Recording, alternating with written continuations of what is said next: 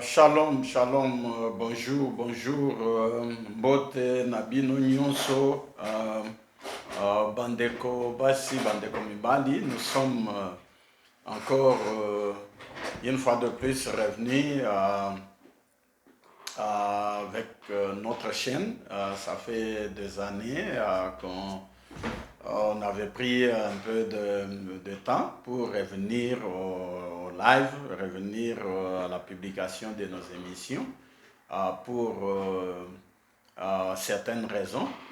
Mais nous revenons aujourd'hui par l'occasion de la sortie du gouvernement de notre première ministre, Madame Toulouka Judith, qui est sortie entre la nuit du 28 au 29, parce que c'était presque à 2 heures que le gouvernement est sorti.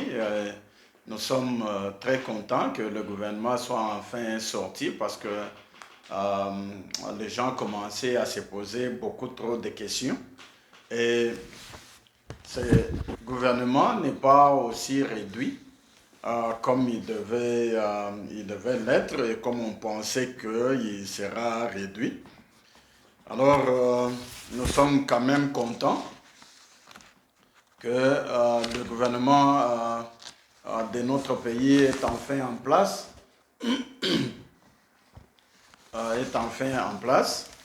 Et d'autres informations que nous voudrons partager avec vous, c'est le combat entre les Wazalendo et le Wazalendo FARDC contre RDF, M23 qui a eu lieu hier à partir de 6h45 et aujourd'hui, hier c'était vers Vichumbi.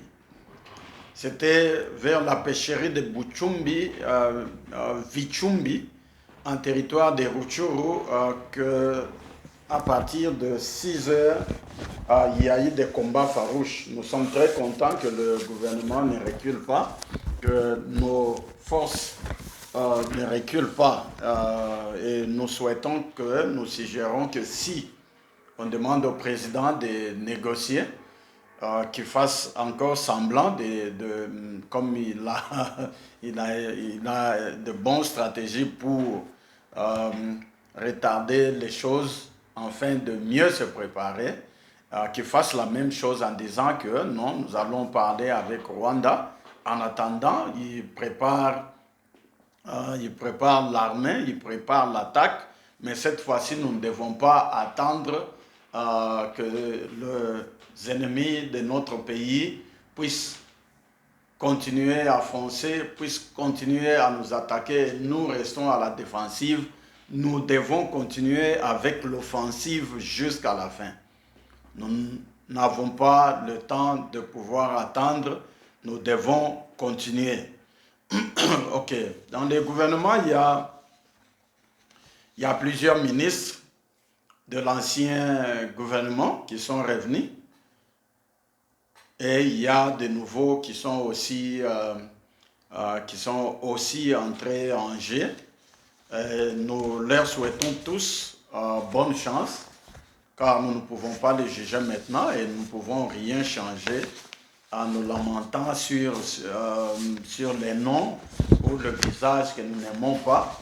Nous devons les souhaiter tous bonne chance, mais ce que nous pouvons conseiller, c'est qu'il y ait quand même les outils de mesure pour mesurer la performance de tout un chacun, de ministres, des gouvernements de notre République, de notre nation. On doit savoir, chaque ministre doit savoir ce qu'il doit faire, ou carrément on leur demande de pouvoir aller la première semaine de voir ce qui était sur la table, ce qui a été fait, ce qui n'a pas été fait, et de nous donner leur propre calendrier de chaque ministère, le calendrier d'action, le plan d'action qui peuvent amorcer pour pouvoir apporter la solution que nous attendons, nous, peuple congolais, qui sont au pays, ainsi que ceux de la diaspora. Nous avons beaucoup d'attentes. Nous avons beaucoup d'attentes. Dans le pays, les gens pleurent, il n'y a rien qui marche. Alors, ce gouvernement doit être en mesure de pouvoir juguler tous ces défis qui se posent à notre nation, y compris la guerre à l'est de notre pays qui doit se terminer, mais par la force. Nous devons racheter notre liberté, nos territoires par la force, pas par la négociation, car les négociations jusque-là ont échoué. Alors, il y a 6 vice-premiers ministres, il y a presque 9 ministres d'État, nous avons 11 ministres, nous avons aussi 11 ministres, non, nous avons 12 ministres, et non, ce n'est pas 12, nous avons presque 24 ministres. Donc, il y a le ministre Moutamba, que nous félicitons, qui est juriste. Nous félicitons plusieurs de ministres qui sont entrés au gouvernement. Et ceux dont le président a renouvelé la confiance, nous ne pouvons que le féliciter pour le moment, en attendant de voir comment ils vont travailler. Alors nous allons le juger, nous allons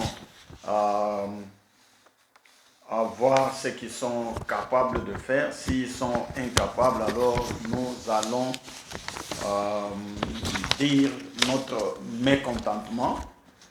Si nous avons aussi la nouvelle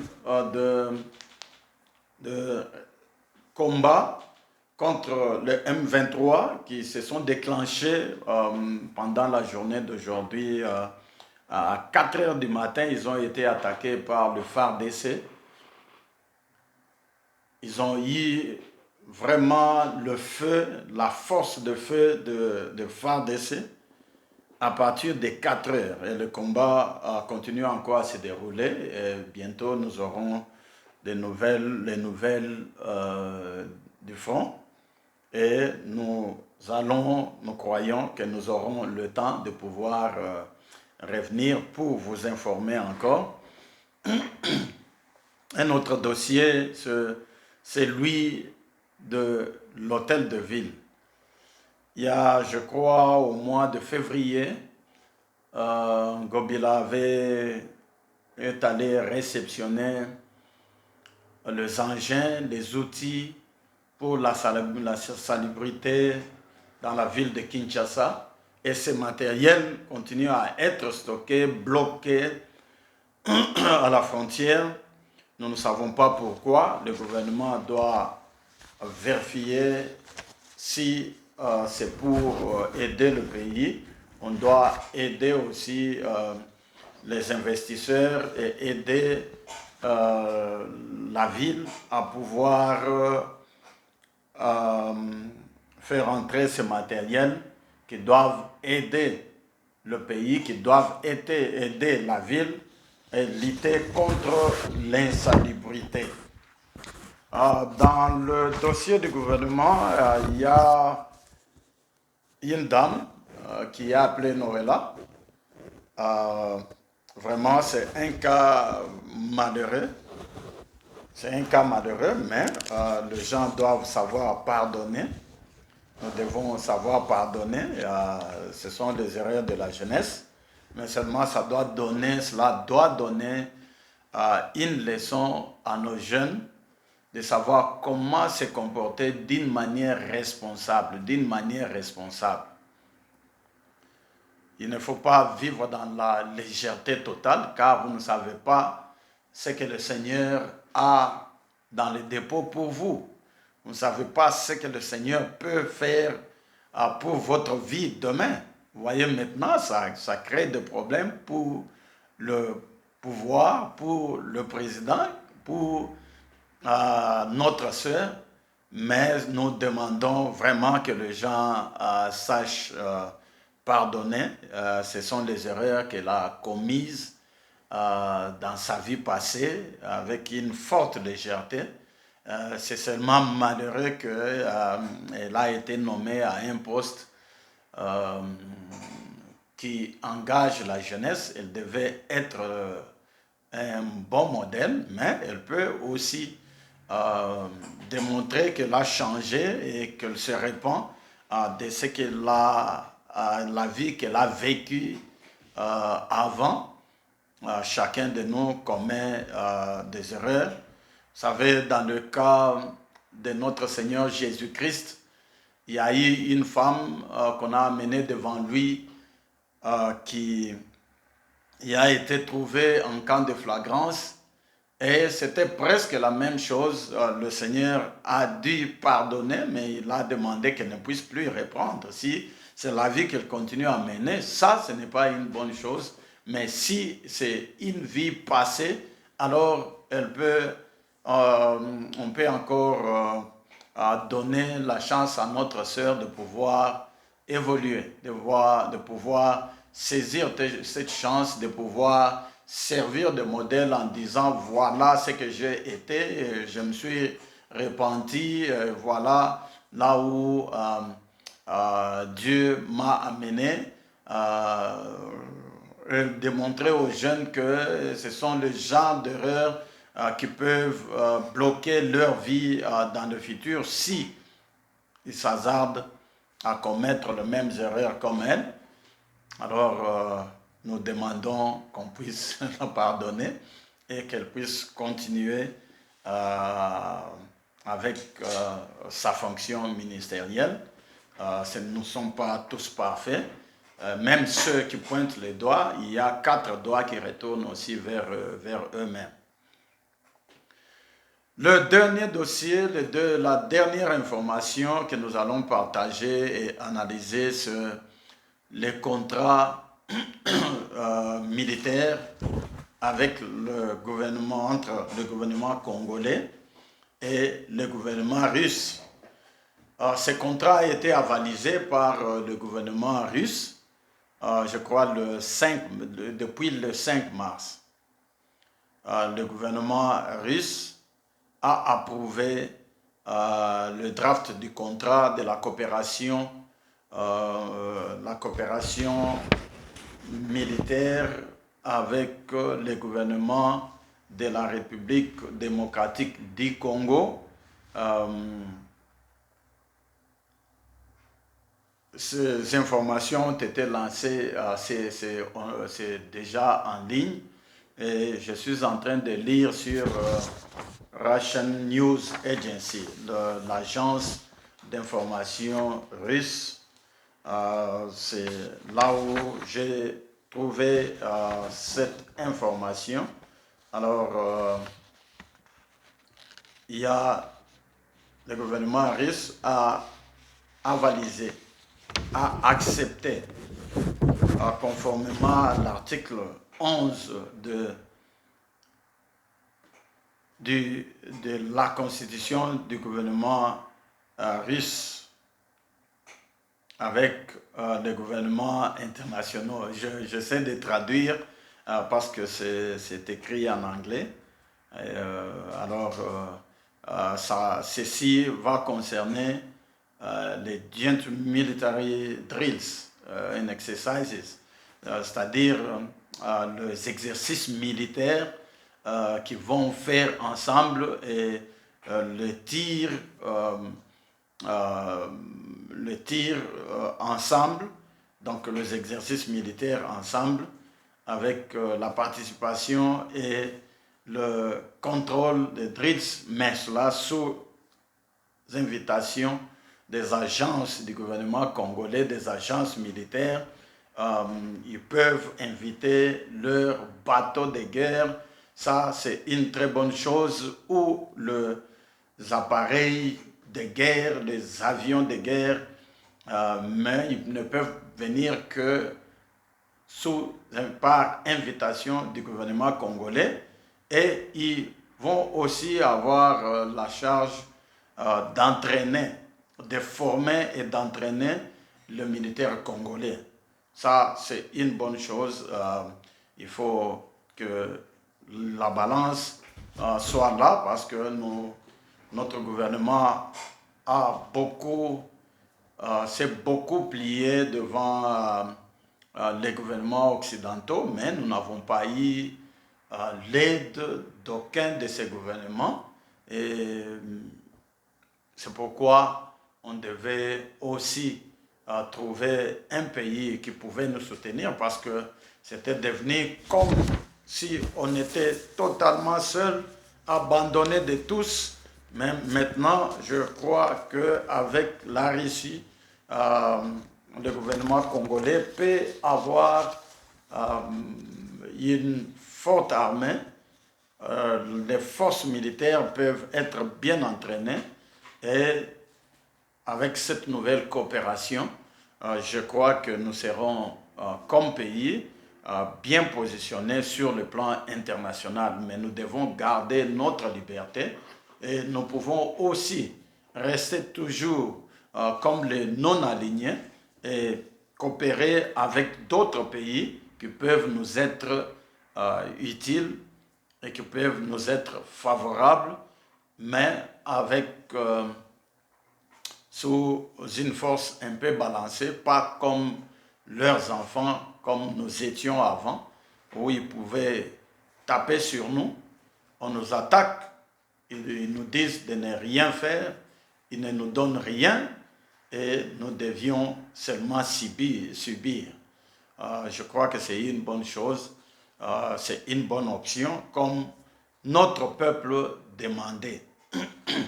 Voilà ce que nous avions à analyser aujourd'hui. Notre chaîne revient encore, parce que c'est depuis longtemps que nous n'avons pas publié les informations sur notre chaîne, mais cette fois-ci, je crois que nous serons toujours là pour vous informer, nous serons toujours là pour analyser avec vous. Nous ne voulons pas prendre trop de temps.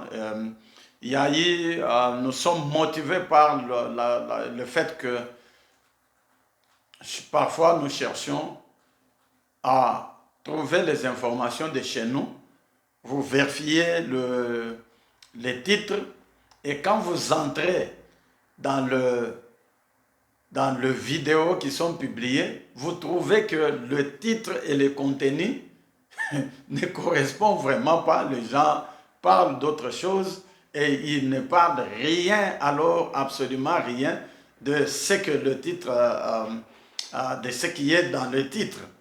Donc, un fossé juste comme le bête, le trait, pour que les gens puissent cliquer, alors qu'ils ne nous donnent pas les informations voulues. Alors, c'est pourquoi nous entrons encore nous-mêmes à la recherche des informations pour pouvoir informer non seulement nos frères et nos sœurs de la diaspora comme nous, mais aussi ceux qui sont au pays.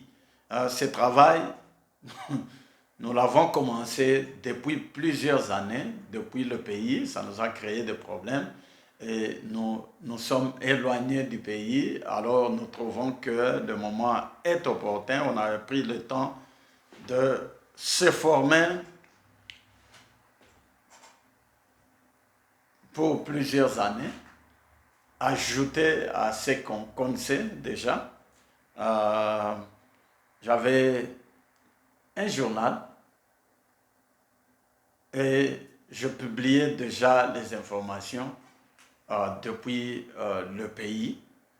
C'est suite à ces publications et aux activités de l'ONG que j'ai dirigé, tout en étant militant aussi dans l'un des partis politiques que je ne pourrais pas vous dire maintenant, mais je suis votre serviteur, je suis pasteur depuis le pays, mais seulement on avait trouvé que les choses ne marchaient pas bien, on devait travailler dans l'ombre depuis notre jeunesse.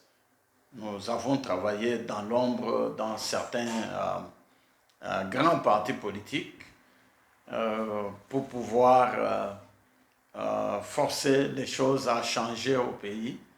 Mais ça nous a créé aussi des problèmes. Mais sinon, nous avons pu quitter le pays. C'est pourquoi nous nous trouvons aujourd'hui en exil jusqu'à ce que le Seigneur le permettra. Nous allons revenir chez nous, Dieu voulant. Vraiment, nous souhaitons de bonnes choses à ce nouveau gouvernement qui vient de sortir. Nous croyons, nous pensons qu'ils vont bien faire des choses, mais nous voulons aussi qu'il y ait un suivi, que Mme Toulouka puisse vérifier le financement qui a eu, le projet qui avait été annoncé, qui avait été financé. Est-ce que tous ces projets ont été réalisés? Si c'était réalisé, est-ce que c'était bien réalisé? Et pourquoi ça n'était pas bien réalisé?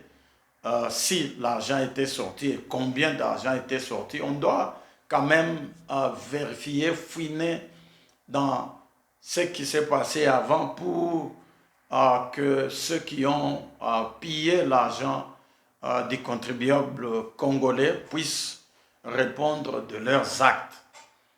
C'est aussi important que les gens soient redevables devant l'État à cause des actes qu'ils commettent. Parce que le pays appartient à tout le monde, mais il faut que ça soit une nouvelle culture qui démontre que quand on vous donne une position, c'est pour servir le pays, vous trouvez votre gain, mais aussi servez aussi le pays. Merci beaucoup. Nous ne voulons pas être trop longs. Nous voulons produire des émissions qui vous permettent de les suivre d'une manière brève. Nous ne voulons pas mettre beaucoup de commentaires que ce que nous critiquons quand nous sommes en train de suivre. Nous ne savons pas suivre dans d'autres chaînes où les gens se mettent à faire trop de commentaires qui ne cadrent même pas avec le titre, avec des attaques personnelles, des injures et tout. Et alors, nous pensons, il y en a qui font très bien le travail, nous suivons, mais il y a toujours de dérapage. Nous voulons être vraiment au pic, vous donner les informations que nous voudrions nous-mêmes suivre, mais parfois nous sommes déroutés par trop de commentaires qui ne cadrent pas avec les titres. Alors ça nous a poussé à fouiner nous-mêmes, à trouver les informations et à vous les amener d'une manière brève, de moins de 25 à 30 minutes. Que le Seigneur vous bénisse et avec Dieu, nous allons gagner, nous allons avancer notre pays et tout va marcher. Nous devons garder la foi et avoir un œil de surveillance aussi pour tous ces ministres et pour fouiner, voir ce qu'ils sont en train de faire, que c'est pour l'intérêt de tout le monde. Merci, que Dieu vous bénisse.